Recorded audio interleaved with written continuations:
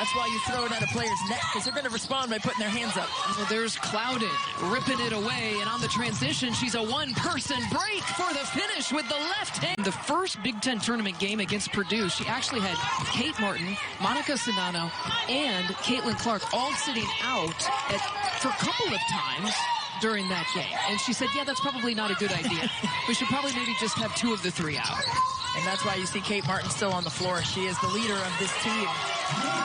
At the start here for the Spartans, now 4 points. So the scoring been done by 2 players for Michigan State early. And you're talking about a player like Kate Martin. She is the heart and soul of the defensive energy for Iowa, as Lisa Bluter has told us. In classes as well, and just taking a physical toll on their bodies with all the bumps and bruises that they have to incur.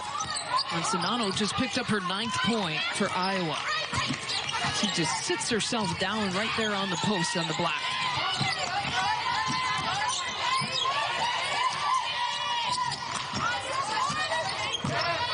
Clouden calling for the screen, and she'll pull up for 3 instead. Nia positioning so early, and that's what makes it difficult for her to be stopped. Smith has checked back in to begin this second quarter. It was Smith in the first part of the quarter, and Parks filling in as the sub for Smith at that 5 spot for Michigan State here today. Clouden, oh, that was beautiful. It was safe enough to take it off number 1, but number 2, she just felt more comfortable playing without it. It's the same thing. She tore her ACL, and she had to take off a brace and just felt freer playing without that brace as well. That's a common feeling for a lot of players. Kate Martin tore her ACL in an all-star game in high school after her senior season. We missed last year. 101 by Monica Sinano. Just a fantastic up and under finish in the paint. Crooms with the behind the back, a little all-star action.